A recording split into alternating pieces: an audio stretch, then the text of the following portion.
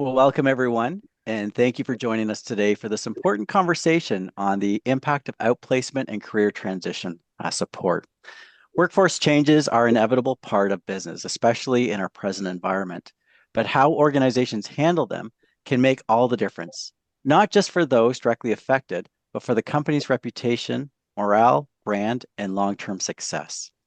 Today, we'll explore what outplacement is and the realities of downsizing, the challenges, the risks, and the opportunities, and the critical role outplacement support plays in maintaining strong relationships with key stakeholders, including employees, leadership, and the broader community. We'll also discuss why customized outplacement solutions are more essential than ever in today's evolving job market. And so, to bring this conversation to life, we have an expert panel featuring three distinctive perspectives. I myself am James Coolidge. I'm a consultant here with ARIA Consulting and a senior director specifically focusing in on career outplacement and career coaching for individuals. We also have with us Christian Janetta.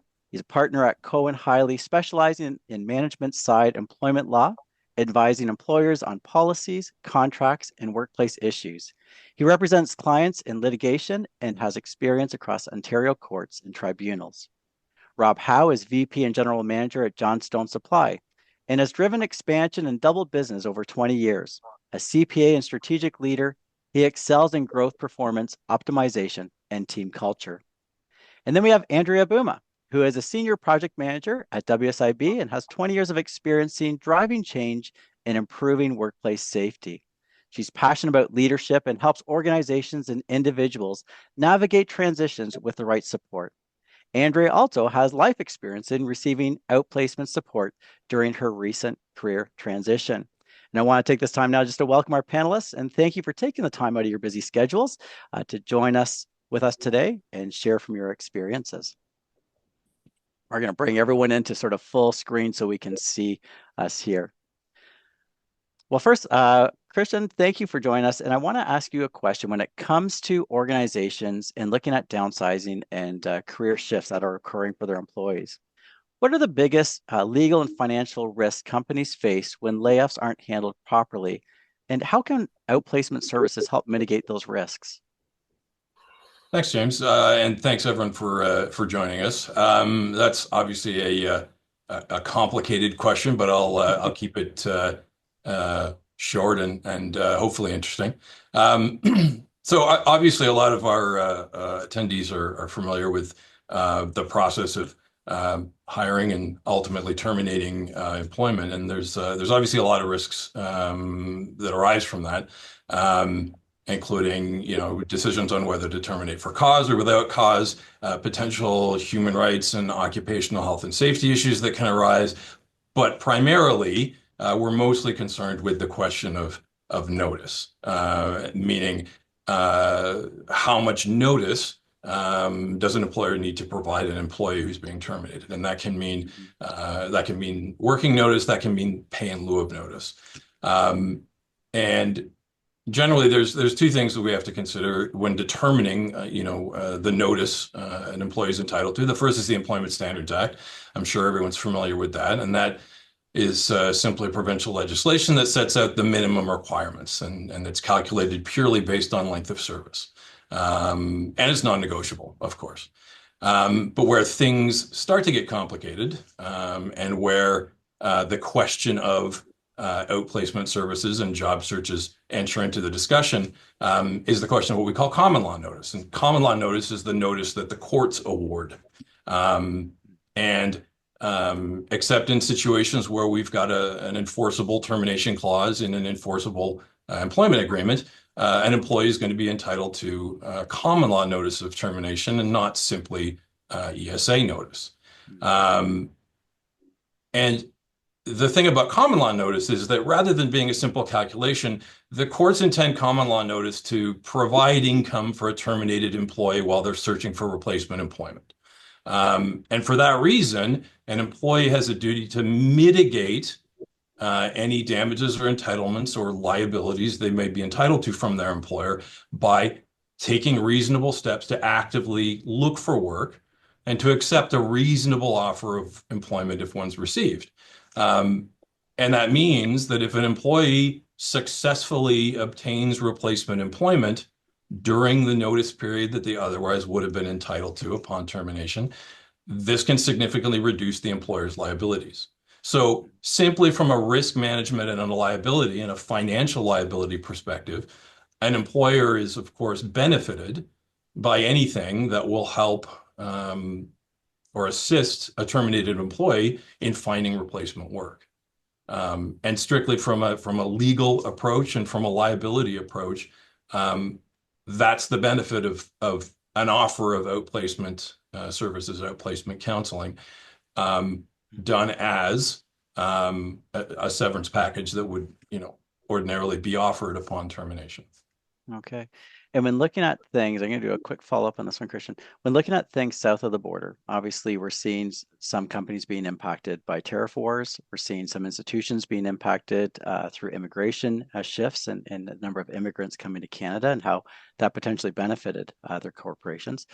When it comes to sort of the job opportunities that might be coming even less, is there opportunities where outplacement services you see would provide additional services and advantages with what potentially common law might consider at a state of society today? Well, sure. I mean, we're already looking at employers who are attempting to prepare for the potential impact of tariffs Mhm. and the uncertainty and the realization that downsizing might be an unavoidable Yeah. result. And obviously, planning ahead through legal advice and through early discussions with outplacement counselors is definitely beneficial, so that a plan is available, and potentially a stage plan. Mhm. Um, Again, based on the uncertainty, and what's potentially coming. Okay. Is there any advice in that realm that you would give to employers and leaders and HR directors today of how they can prepare for potential downsizing? Well, I mean, obviously, the hope is that it's not going to be necessary. Yeah, exactly. Um, Again, a lot of the clients that I've talked to have expressed concerns about this. I mean, it's the last thing they want to do. Mhm.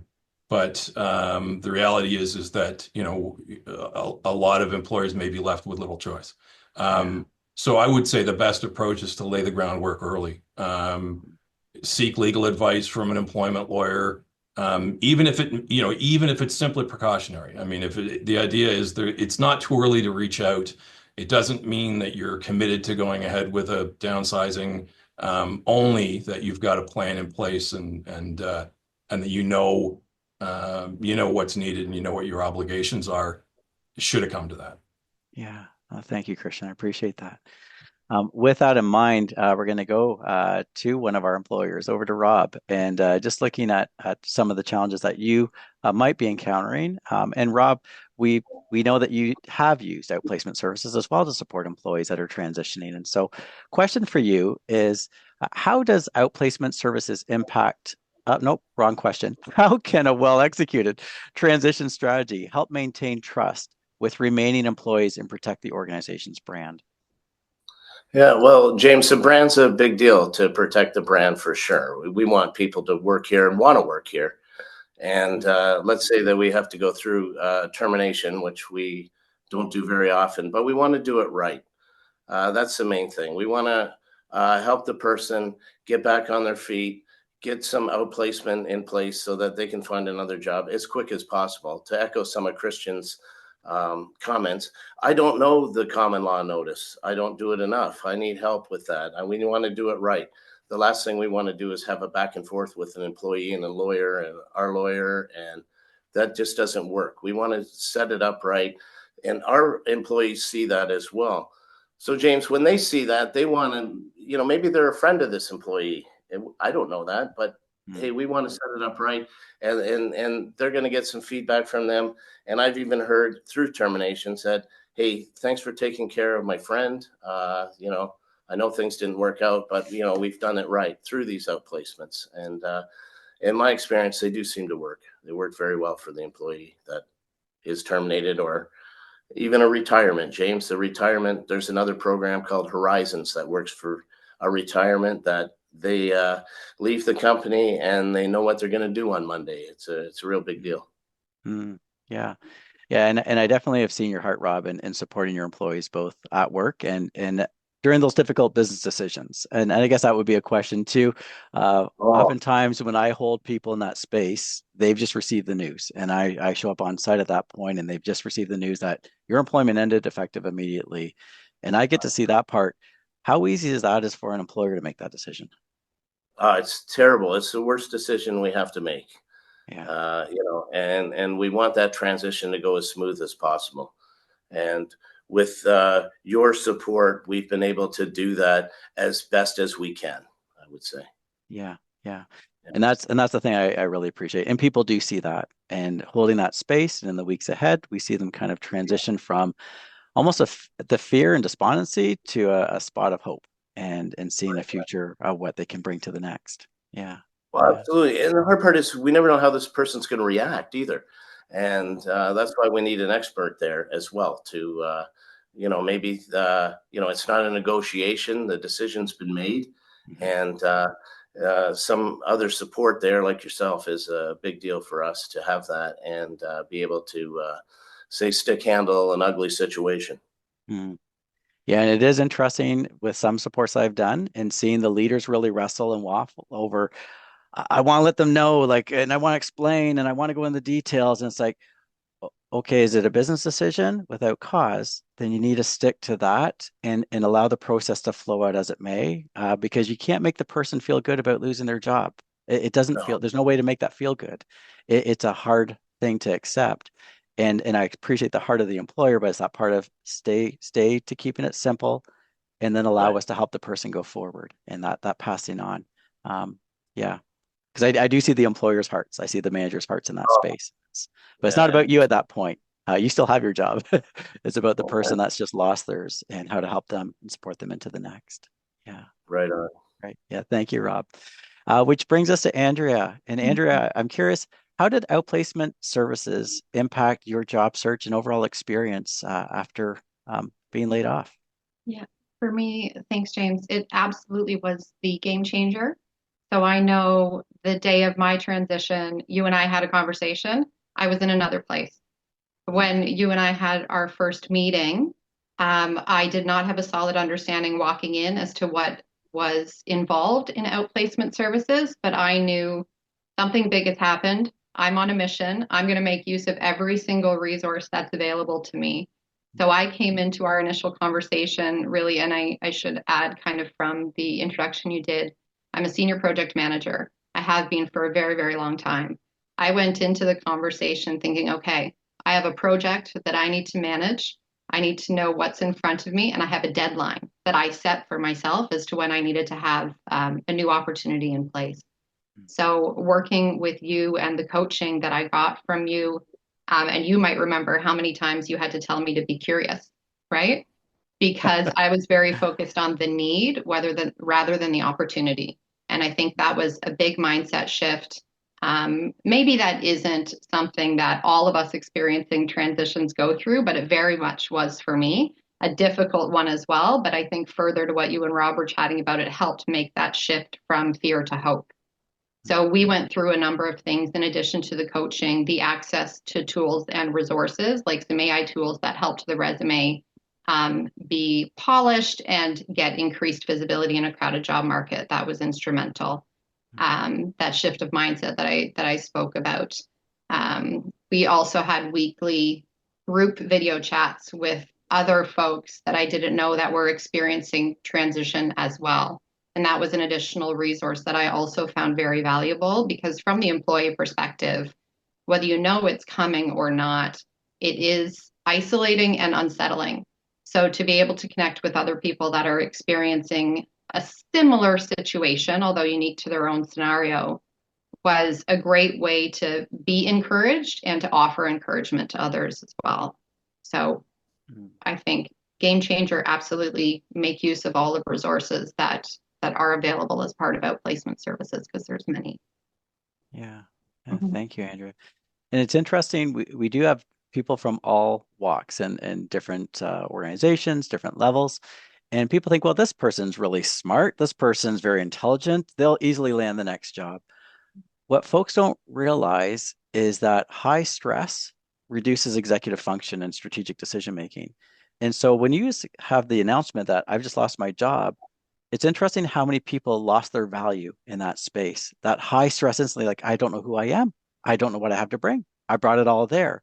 And even though they're incredibly sharp and smart, intelligent individuals, because now finding themselves in a stressful spot where they're now looking in the future, when does my time run out? When does my finances run out? Will I have a job? Will I have a house? Will I have a life? All these fears show up in that one instant, and that executive function gets reduced. And again, why that career coaching space and showing up for that person and maintaining with them in that one-to-one allows them to begin processing and understand, remembering who they are. Those experiences come with you, and you get to transfer those experiences into your next as you create your value proposition statement going forward. Yeah. And that's really what that effective place is. Sorry, go ahead, Adrian. Yeah, if I could add to that, I think Yeah. it can be difficult. So I am an employee that will give my all the time. And so when a decision like that is made and your value is tied to the work that you do, that's what really causes it to be unsettling. And some of the tools and resources that we went through as part of coaching were also having to do with shifting to the curious mindset. What do I want to do versus what do I need to do? What are my core values and how can I find a new opportunity that lets me live by those and show up with those every single day, right? Mhm. So just kind of, opening the blinders a little bit of that situation and being coming back to yourself, finding a little bit of your center again, but also really being open to the potentials. Mhm. Mhm. Yeah, that's great. And I just want to let folks who are watching us know, put some questions in the chat for any one of our panelists. If there's specific questions that you have that you're curious about, please be sure to put your questions in because we are going to have some general Q&A as well. But back to you, Christian. I'm curious about when looking at cases of outplacement, is there scenarios where outplacement support has actually helped mitigate or limit any legal disputes or help things resolve uh, more peacefully? And could you share a little bit about what you've seen and observed? Yeah, absolutely. And thanks for the question because I mean, as I can step outside of sort of the cynical, cold, legal approach in Yeah. just talking about risks and liabilities. But I mean, obviously, there's a lot to be said for going out on good terms and having the employees' interests in mind. And I'm obviously mindful of that. Most of my clients are mindful of that. Rob's obviously mindful of that. The idea being that you want to do the right thing separate and apart from just the simple consideration of your legal risks and liabilities. And there's obviously, that approach. I mean, it's better for everybody on a going forward level, but it also means that the more the employee feels that their needs are being looked after, despite the fact that they've just undergone a termination or an end of employment. Um, the more to the extent that there is any form of back and forth negotiation as a part of, establishing a severance package or resolving an issue, it's going to be better natured. It's going to lead to better results for both sides because there's obviously good faith where the employer is making an effort, again, not just to limit its legal liability, but also to do right by the employee. Because again, I mean, a lot of these situations aren't necessarily done because of a breakdown in the employment relationship. A lot of times they're just simply, business reasons that nobody wants to have to go through. Um, and as well, I mean, there is a legal component to it. I mean, parties are obliged to act in good faith and fair dealing. An employer does need, obviously, to exercise good faith when terminating an employee. And the offer of outplacement services and the working with the employee on termination goes a long way towards satisfying that obligation, just from a legal perspective. But yeah, I mean, there's a human element and not just a legal element. And to the extent that everyone can come out of it as positively as possible from what's, obviously not always a great situation, the better, right? Yeah. Okay. Thank you. Thank you. Now, before I jump into other questions I have, we actually have some showing up on the side here, and so I'm gonna jump into a couple of these. This one's for you, Rob. It says, aside from doing the right thing, how important was pre-termination support and consultation, which is also part of what RA provides? Oh yeah, no, that's something that we would do right from the start for sure. Because again, I'm not an expert at this.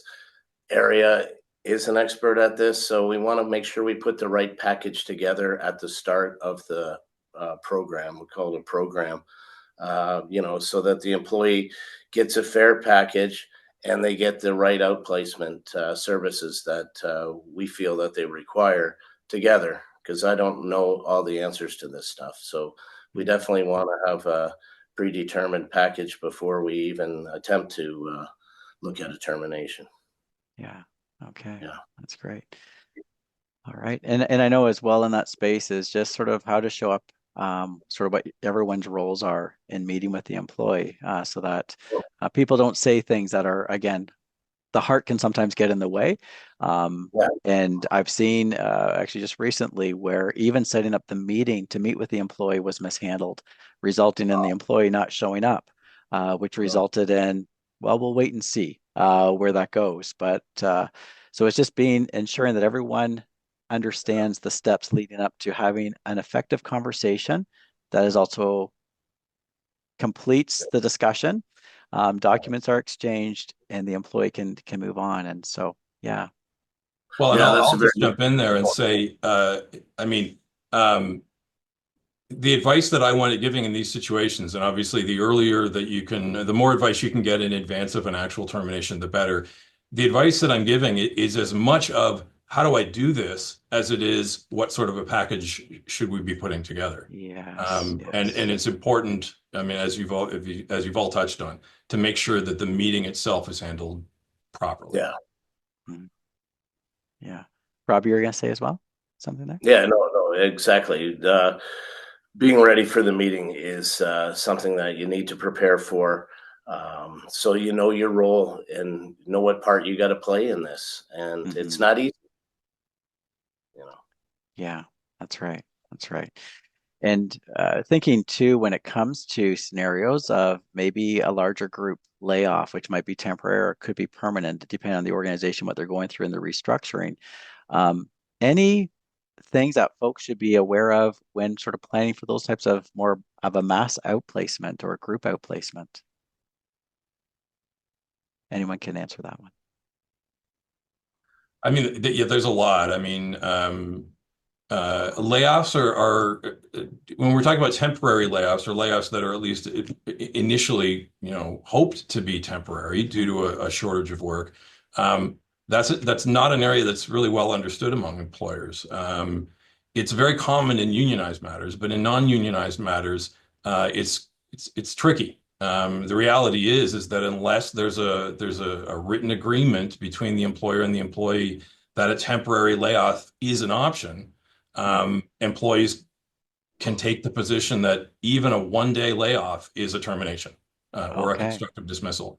Okay. This is something that employers faced when COVID lockdowns first happened. Non-unionized, and I draw the distinction because most collective agreements and unionized workshops contain extensive layoff provisions Yeah. that allow for it and dictate how it's going to work and how recalls are going to work. But a lot of non-unionized employers were faced with the reality that despite their business being locked down because of COVID restrictions, they couldn't actually technically lay off their employees because they didn't have a written agreement saying that they could. So that's something that employers need to be mindful of, especially when we're looking at the possibility that a lot of industries that maybe haven't had to consider layoffs in the past or not significantly may in the current environment be concerned about having to do that. So there's a lot of preliminary work that needs to be done in order for that to be an option. Yeah. But that said, I mean, layoffs eventually they can't be permanent. The Employment Standards Act provides that after a certain period of time, a temporary layoff becomes an automatic termination, and employers need to prepare ahead for that as well. And whether it means factoring in outplacement services as part of their initial layoff strategy, where employees who are being put on what's hoped to be a temporary layoff, but could amount to more, are given the option of considering, assistance in that regard. Hmm. It's a minefield. Yeah. Yeah.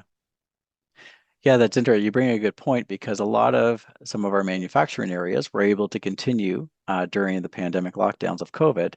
However, when all of a sudden supply and demand potentially gets lean, uh, they will be in a different scenario. And if they don't have a collective agreement already prearranged, they may not have some of the options that they're presuming that they might. And so preemptively, proactively aligning their organization to prepare for that would be something to start sooner than later. Right. Yeah. And I mean, obviously that applies as well to situations where it's known that permanent downsizing is going to be required. Obviously, the earlier that you can plan for it, the better it'll be both from an employer's liability perspective, but again, also for the potential outcome for the employees that are going to be impacted by it. Hmm. Okay. Thank you.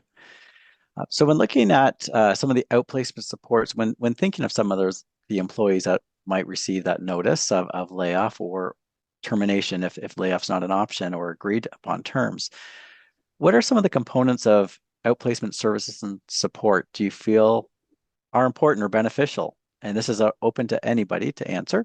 That would be beneficial for that outgoing employee. What would be some of those support services that are beneficial?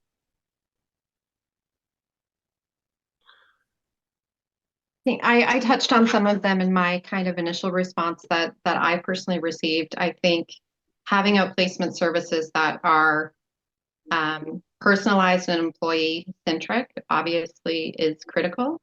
Um, Sharing an awareness with the employee about what's involved and included in outplacement services is really important as well. I think probably reinforcing that message is good, understanding that the relationship very much changes with the transition as well, right? The employer is not having one-to-one time with that previous employee anymore. So I think it becomes kind of the role of the coach to offer that clarity to the employee. Um, for me, again, bringing it back to the tools and resources, whether they were tangible or intangible, like the conversations and the coaching, that really helped me kind of regain a sense of self and figure out what I wanted to do going forward, what I needed to do. Mm-hmm. Sure. Again, an early involvement, obviously a good connection with the employee. I think it's important that outplacement providers, I mean, that they've got a local footprint, that they understand the job market, that they've that they've I mean, yeah, I mean that they've got a local footprint, that they understand, the region, the province, the country, as necessary. I mean, that's vital. I mean, it can't just be, and I mean, obviously a provider that, that the employer's got a good rapport with and previous relations with. I mean, which is why, I keep saying this, the earlier that an employer can start seeking the advice that it needs now or might need in the future, the better. And I mean, and that includes not just legal advice, but obviously, reaching out to outplacement providers. Okay. Yeah. Rob, is there things that you see are sort of critical in the outplacement services that are provided to employees or for Absolutely. yourself?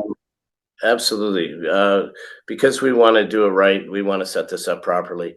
We have conversations with you guys beforehand about the employee. Maybe the employee hasn't done a resume for 25 years or so. We need to make sure that this is covered in the outplacement. And what are you guys going to do for this person? They've been working here, and for some reason we have to let them go, and it's a real sad state of affairs. But how are you going to help them get on their feet? They haven't done this for 20, 25 years. And that's where we want to set that up properly at the start, because this is going to be really tough for the individual. Mm-hmm. Mm-hmm. Very tough. Yeah. Yeah. Yeah. And there's a reframing that happens in that space too, right? Again, as Andrea mentioned, and I've had now 3 conversations this week already where you could see them shift from that despondency of there's no way ageism is going to work against me. There's a lot of factors that are going to work against me, and they've just never thought they would have to start a job search at this stage of life. And then reframing that to what are the opportunities and what does that network look like and what is the marketplace, not necessarily specifically in their industry where they were working, but what else is transferable into and what are those other opportunities, again, stay in that place of curiosity when you've only known potentially one area or one demographic for a long time of your employment. Yeah. Now, Andrea, we got a question here, which is, did receiving outplacement services impact your view on your previous employer? I mean, I suppose so. Now that I know that, not now that I know, I knew this going in. Not every employer offers outplacement services, um, but the relationship ended that day with the previous employer as well, right? So it was for me an immediate focus on, okay, now, I'm not with that employer anymore. I need to figure out what's next for me. Um, and as part of a broader kind of transition package that an employer can provide, outplacement services what really helped me kind of stand on my own 2 feet again and have the ability to look forward to what was next. So yeah, I think looking back on it, definitely it would have off it did contribute to a more kind of positive um, view of that employer at that time, for sure. Yeah. And I And I think think that's, sorry, sorry, go ahead. James, I think Go it ahead, yeah. also to the employees that like your relationship with the employer ends that day, but your relationships with your previous fellow employees doesn't. And so you're continuing to have those relationships and riding that line during that situation about, what can I share? What can I not share? What do I tell this person that was a coworker or a friend? But there's also the brand element for the employees that are still there, right? So if they know that a previous coworker of theirs was treated with this dignity and respect, it also um, builds and maintains trust and integrity that they have in their employer too. So I think it's a win-win. Yeah. Yeah, I see that. That's great. And there are times where folks don't know how to communicate with their peers, right? Because as you've been working there for a long time, it's like I don't want to say anything disparaging about the company, but they're my friends and we're going to go out to the pub afterwards.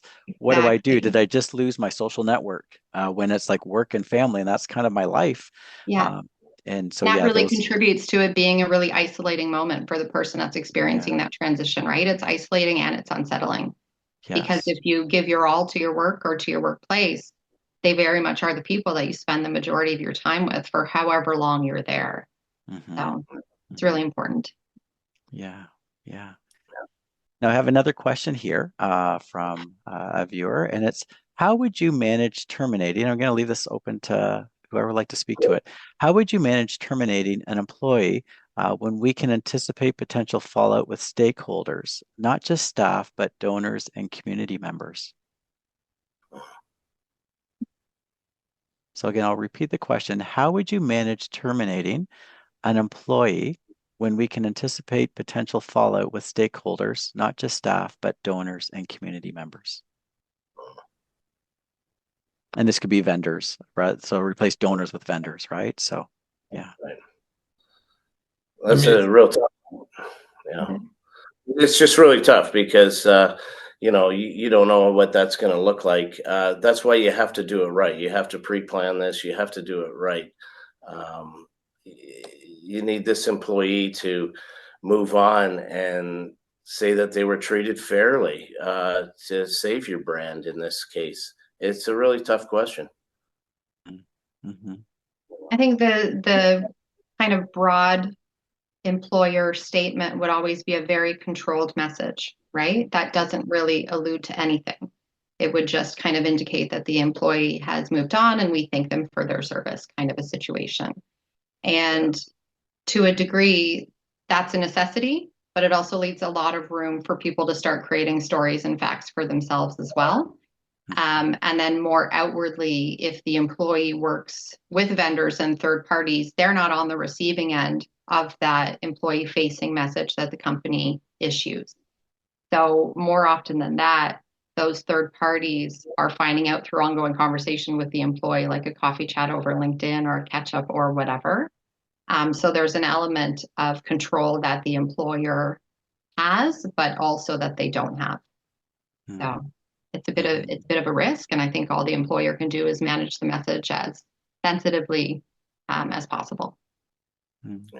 That's true. I mean, it's a fine line between, again, managing the relationships with, as we've said, stakeholders, suppliers, et cetera, that may be impacted by the decision, and obviously confidentiality and privacy issues, and the need to do right by the employee, and to not just for privacy and confidentiality reasons, but I mean, obviously not to have any kind of message coming out that could act to the detriment of the employee or their job search, or their standing in the community or in the job market. And it's, I mean, again, it's something we deal with a lot. And I mean, as we've been saying throughout, and as Rob just said, I mean, the more advanced planning and the more advanced advice, the better, of course. But it is a fine line. And I mean, everybody's got a stake in a situation like that. This is where I've been in a few situations like this where the person is a key fund developer or a key sales vendor relationship individual that has all the contacts flowing through them, or they were a branch manager and all the vendors and clients go through them. And it can be super sensitive because all you need is that exiting employee to create a disparaging message about the company and potentially shift client vendor perspective. And so one of the big things that we do in that initial space when sort of the leaders leave from the company, because at that point, the individual who's just been terminated, they're in their limbic system. It's that fight, flight, freeze. Apparently, there's a fawn that gets thrown in there too. I don't fully understand that staring at a car in the headlights. But anyways, the fight, flight, freeze I get. And if they're in a fight zone, quickly social media can hear their message. And we've seen that with social media where the individual goes on and actually has their whole termination process recorded because of the virtual termination that was occurring in that space. And that's not helpful for company brand. And also our cancel culture shows up in that space. The downside, it's equally not helpful for that individual because now they've burnt that bridge. They've not burnt it, they've blown it up. And those stakeholders will either take their side or not, which could impact their next opportunity. And so the big thing that I do when I show up in that space is just helping to process. Yeah, we're raw emotion time right now, and some of them they're dropping some significant verbs and adjectives and adverbs, and it's safe to do that because it's all confidential. But that's just the person responding from their limbic system. As they begin to rationalize and begin to think in that space, and it can take 30 minutes to up to an hour at times where I'm just holding space for folks to process. They begin to realize actually my friends that are close, not my colleagues, but my close friends and my family, they're going to get my raw. But I need to have my reason for leaving statement in a way that allows for me to find my next opportunity. And yeah, I don't want to lose all my great experiences and successes of the company I'm leaving from to be lost because I blew it up. I want to be able to highlight those as I look for my next job and opportunity. And I find that folks, when they start thinking of that and we get out of that sort of initial shock into a bit of rationalization, they realize, yeah, I'm not going to go on social media. I'm going to take a fast for at least a week or two until I work through that process of my reason for leaving. For sure, it's because of downsizing. My role was eliminated or I was terminated, whatever. But I'm going to speak positively of my experience because that is what I'm bringing forward. And my value proposition is positively being communicated forward as I seek my new opportunity. And I find once folks can rationalize that, they won't be looking at how do I mishandle my previous company or disrepute or make them look bad and impact their brand. I'm not interested in that because at the end of the day, it was a business decision.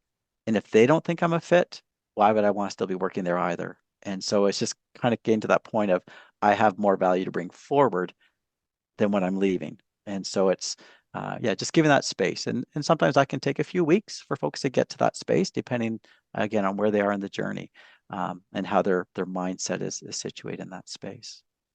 I don't know if that's been an experience that anyone has seen in the zone of employment changes or transfers, or has everything been really peaceful when people start communicating back? Oh, Well, it's something it's something that happens. I mean, where a terminated employee goes rogue and starts posting some pretty awful stuff on social media, and it's not just a case of burning bridges. I mean, you've got to consider that. I mean, employers can have recourse against this sort of thing. Um, Absolutely. on one extreme, if the statements start amounting to defamatory comments that could legitimately impact the employer's business, I mean, those are actionable. I mean, Yes. notwithstanding the fact that the employer may have initiated the termination, um, there's still, there's limits. Mhm. The employee may also be bound by certain non-solicitation agreements or confidentiality agreements, or even non-disparagement clauses in their employment contract that they may be in breach of if they escalate in the things that they say on social media or to others. Um, Mhm. and again, but at the same time, I mean, an employer doesn't necessarily want to have to enforce, by way of a potential defamation action or the threat of or a cease and desist letter from Yes. me. I mean, so obviously, I mean, they will if they have to, but the more we can set things up to reduce the possibility that this is going to happen, as we've been saying throughout, obviously the better. Um, Mhm. Yeah. And that's something we get to bring in as a third party outplacement on-site support, right? We get to help that individual process and not do anything that will harm themselves. Because at the end of the day, I'm not suing them. I'm literally there for them. The company may have purchased our services, but I'm not representing the company. I'm there to support them and help work through rational thinking of what they might want to initially do to what actually they want to do. And that's that time between impact and decision. Let's not react. Let's process and then proactively respond to the benefit of yourself and also the company that you're leaving. Because as they grow, so does your reputation, your working brand going forward. Yeah, it's interesting. At ARIA, we actually helped one of the clients as they worked through the process remove a negative Glassdoor comment that they had made against the exiting company because they realized it was them speaking in that moment of anger and frustration and pain of loss, but realized actually it was a business decision later and then had to navigate how do I remove that comment because it's actually not true. It was a reaction and it's not helpful for me as I pursue my next. And so again, that outplacement support just helped them rationalize through to again mitigate and limit risks against themselves if that comment should actually become litigious. Yeah. And I mean, I like the idea of outplacement counseling, not just cautioning an employee about the repercussions, um, if they do vent like this in public, but also to provide, as you've said, James, I mean, just a space for them to get those emotions and thoughts out, which Yeah. again, I mean, they're valid. I mean, Yes. but just an avenue to pour that out and deal with it, hopefully in a way that doesn't cause harm to themselves or their employer. You got it. You got it. Yeah. At the end, it's that win-win for everybody in that space. Yeah. Yeah. Nobody wants to harm the other. Like that's what I see. I get the perspective of seeing the both end. But either or doesn't necessarily get to see that. Um, and that again is how do we help both have a successful ending of the working relationship? Because at the end of the day, while we have a lot of relationships and camaraderie among our peers, I get paid to do a task. I wouldn't be doing that task for nothing. And the employer is paying me to do that task. When the employer decides I'm no longer going to pay you to do that task, I'm no longer doing that task. The base relationship has ended, but there's a lot more emotions connected with our field and our purpose and the camaraderie we have with our peers, and that tends to be a little bit more of the pain in that space when business decisions are made. Yeah. Now I do have a question here, and it looks like it's directed for you, Rob. But again, anyone else can speak into it. Um, this is coming from a manager about to handle their first termination. What advice would you give them? And do outplacement services offer support for this? Yeah, definitely outplacement services will help you here. You need to, what I would recommend is make sure that you have a plan going into this. If you work with an outplacement service, they can help you. You'll know what to say, especially if this is your first termination. This isn't easy. So any coaching you can get from an outplacement service is a great idea, and it'll help you. I mean, this is a very stressful time, so this will really help you, and this needs to go as smooth as it can. So I would recommend that for sure. Yeah. Any Yeah. other comments for this person? Good luck. No. Deep breaths You know, beforehand, have a steady voice, no wavering in that moment, right? The decision has been made and now it just needs to be communicated. So you'll get through it. And so will you'll they. get through it. You'll get Yeah. through it. They'll get through it. Do the right thing. Outplacement service is a great for both parties. It's a great Yeah. avenue. Yeah. It's also the thing I appreciate when we are called in to do the on-site support for the individuals. I was in one scenario where the actual person terminating, the manager terminating, was like in complete tears because they were friends, and the HR person was just crying and weeping and emotionally distraught. And so I was initially holding for the first half hour space for them to process what they had to do for their first termination, and then reminded them this moment is not about you. So your emotions, your emotional intelligence has to go up to the next level. You got to keep that in check. You're communicating a message. You're communicating how you're supporting them, and then you're leaving, and I'll hold space for them to move to the next. And their concern was, but what if they don't like me anymore? And again, it's not about you, it's about them. And we're going to help them find their next. And if the relationship lasts through this, they'll reach back. But right now is where you just need to stay to your professional role and not into this strong relationship space. Right. Yeah. Another thing, James, that maybe it's one of the simplest things, but I didn't really know that at the start. And I remember a couple of my first terminations. You never do this on a Thursday or Friday. The Mm-hmm. employee has nowhere to go. I mean, it sounds so simple, but as an accountant, I wouldn't think of that, and where you guys jumped in and said, no, hang on here. We do this on a Monday or Tuesday so that the employee has places to go, people to talk to. If you do this on a Friday afternoon, they have nowhere to go, and it's the weekend. Then they hop on social media because they're angry and nobody's there to help them. Yeah. So that was some really good advice that you guys had given me. Mm-hmm. It also gives them an opportunity to get legal counsel. And again, legal counsel isn't about taking down the company and taking down corporate. It's helping the individual understand the terms within the letter, and if the company actually managed it properly, as far as And what they're treated fairly. offering, treated fairly. Yeah, I find most folks just need to know it's a fair agreement. Yeah, you might be able to get another week or two or a month. It's up to you. We can send another letter over. So there tends to be, again, that communication that happens that allows them to see their options. But for a lot of folks, this is I've never been terminated. This is the first time I've been terminated. I don't know what to do. And terminating them on a Friday doesn't give them a chance to contact anybody. And so that time to process feelings, thoughts, not to ruin their weekend, but where they can get that counsel and support so they can begin processing before they again hit socials or go out with their friends. Oh, Yeah. absolutely.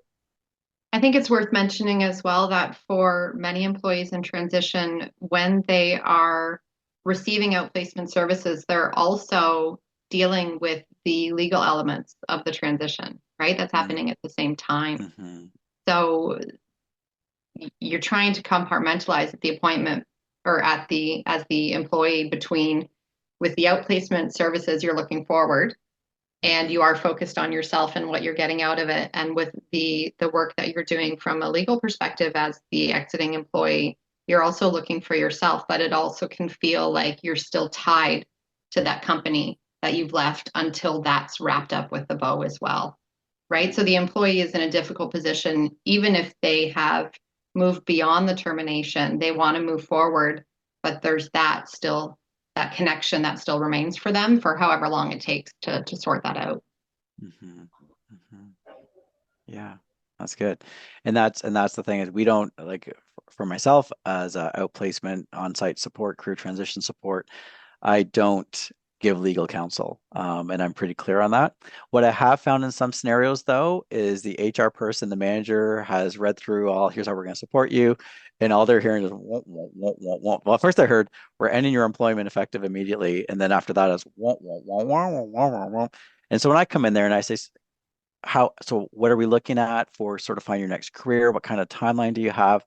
They're like, I don't know. I didn't hear anything. I've just, I can't believe I'm here. I got to talk to my partner. I've got to talk, like, I don't. And so it's that space again of helping them to have time to sort of read through, which builds up that initial hope that, okay, I do have time. I do have space. They have provided, but still I want to get legal counsel. And again, I remind them, I'm not legal counsel. I'm not telling you whether it's good, bad, or indifferent. I'm simply asking you, do you know what they've just provided you? Have you taken the time to breathe and just read that through? And so, yeah. So that they don't again run out the door saying these guys just fired me and I'm gonna not pay my rent. It's like, no, that's not what just happened. But what plays in our mind quickly is that fear response and reaction to that space. Yeah. Question that I've got here, and I might be able to just answer it from what we provide anyways. Do outplacement services help with the collection of corporate materials like laptops and vehicles? The answer is it can. ARIA, we do provide that. I know a lot of career transition outplacement don't necessarily provide that. It's more focused on here's your online portal and build your resume. You might get some support in interviewing skills, possibly, and then you're kind of on your own. What we do though is sort of the full package, white glove. Whatever the company needs, we show up. We've gone to the point of driving to the person's home to pick up the vehicle that was the company's car and return it to the company because the relationship was just, I don't want to talk to them. I want a third party to be the one that collects these materials. And so that is something that we provide with our services across, I mean, that directly across Southwestern Ontario. We're more than willing to travel to the location and support the company in that space. Yeah. All right. As we come up to 12:51, I want to leave it to maybe sort of final comments for the panel. If there's something you want to share about that career transition space, what outplacement support could look like, advice that you could give to people that are looking at having to do maybe some difficult decisions of outplacement and downsizing, what would you provide from your perspectives? And again, I'll start with you, Christian, and sort of that final advice in that space. Well, I think it's sort of been a common thread throughout. I mean, planning is vital. Getting the proper advice in advance is vital. And again, I mean, to create, different options for different contingencies, when we're dealing with uncertainty, establish relationships with an employment lawyer, establish relationships with an outplacement counselor, reach out early, have a game plan. And again, I mean, that doesn't just apply to anticipated mass layoffs or downsizing or anything like that. I mean, that applies to any time that the employment relationship is potentially coming to an end. It's all about planning. And I mean, not just from a legal liability perspective, but also from a good faith and fair dealing perspective. Yeah, I think that's the key. All right. I appreciate that, Rob, or Christian. So I'm good saying that because I'm going on to Rob next. Rob, any final advice you would have to share? Yeah, for sure. Just that, the outplacement offers a person like me so much support to plan this. As Christian was saying, you just can't plan enough. You want to do it right. You decided to terminate this person for the greater good of the business here, or, so there's a reason for this. And now, how do you make this smooth going forward with this? It's a stressful time. Nobody likes to do this, but you've made the decision. Now it's time to lean on these outplacement support, to help coach you through this. They do this all the time. I don't. So I mean, it's a great it's great for me. It's great to have a plan, and then when I go to execute this plan with these individuals, it's much smoother. It just seems to go as smooth as it can, and that's what I'm looking for in this because I mean nobody likes to do this. Yeah. I appreciate that, Rob. Yeah. And Andrea. Yeah, I would just echo what Rob said, but from the employee perspective, rely on the expertise that's available, whether it's Mm. outplacement services as an employer and the coaching and guidance around the employer's um, obligations and responsibilities, but also from the employee, the opportunities that are out there, the resources and tools that are offered to the employee as they're looking ahead to their next move. It's invaluable across the board. Yeah. Hmm. Yeah, thank you, Andrea. And just to share a little bit about sort of my passion in the space and providing the career transition support. I mean, I spent 32 years in nonprofit work and supporting youth and marginalized communities and coming from homes that had limited resources. And so when I come into these spaces of individuals that are very vulnerable, they've just received the news and it impacts the home. If there's family, children, it's impacting. It's impacting other people's lives as they get concerned about their own employment. And so for me, it is that piece where we can connect and empower individuals because when we have parents and adults coming back home to families, to their children, and they have some positive support, they can bring that into the home, which impacts the school, which impacts communities. And so I see this new role that I have here. I've been doing this now for 2.5 years. Does provide that hope for families and individuals to know that I'm not abandoned, I'm not alone. I have skills and abilities and experiences that I'm going to be bringing forward, and there's some new opportunities I can pursue. And so it does allow us to bring hope, not just to the individual, but also to families and communities, and why I really completely endorse outplacement support and want to see our communities be strong, especially as we see the days ahead that may or may not impact us. But we are all waiting to see how potential tariffs will impact. It's one thing too that just to share and to put a bit of a shameless plug as we do look at the Keep It in Canada sort of focus of where we're supporting, there are a number of big corporate outplacement services out there, aren't quite as white gloved as what we provide here at ARIA, but they're US companies. And while they have Canadian representation, they send their money south of the border. And I'm going to call out the companies for you to consider if this is what your corporation is currently using as outplacement services. I would encourage you to reconsider because a person has just lost their employment due to potentially tariffs or downsizing of economy right now. And then we're providing and hiring a company from another country that actually is part of the reason why they just lost their employment. And that's kind of putting salt and injury in that space when we see those profits going there. So I would encourage folks to please do your homework in that space and ensure that as we are supporting Canadians, that the revenue, the profits are staying in our country. So again, I want to thank you, Christian, and Andrea and Rob for your time with us today. Thank you everyone who has viewed and has joined us in this webinar today. I hope it's been helpful. We'll be sending out some information after this of how we can support you and others. If you have any other questions, so please feel free to reach out to any of the panelists. We're more than happy to help you with your specific needs. Take care and have a great rest of your day.